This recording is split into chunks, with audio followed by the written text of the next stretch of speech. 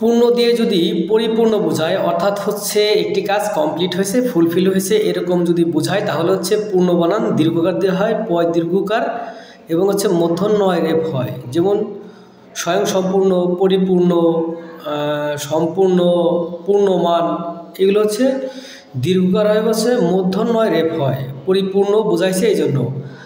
আর যদি পূর্ণ দিয়ে কোনো কাজকে দ্বিতীয়বার করা বোঝায় বা পুনরায় করা বোঝায় তাহলে হচ্ছে পূর্ণ বানানে রস্যকার হয় এবং হচ্ছে মূর্ধন্য য় রেফ হয়। যেমন হচ্ছে পুনর্বিচার, পুনর্বিবেচনা, পুনর্জীবিত,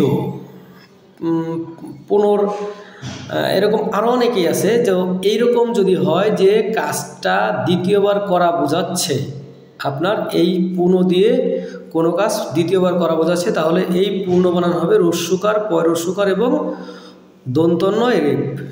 তো দুটোই পূর্ণ, যদি একটা পরিপূর্ণ স্বয়ং সম্পূর্ণ বোঝায় তাহলে হচ্ছে দীর্ঘকার হবে এবং মূর্ধন্য রেফ হবে।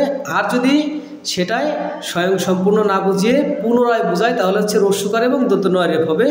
এরকম নতুন নতুন ভিডিও পেতে আমাদের চ্যানেলটি সাবস্ক্রাইব করে রাখবেন। ধন্যবাদ।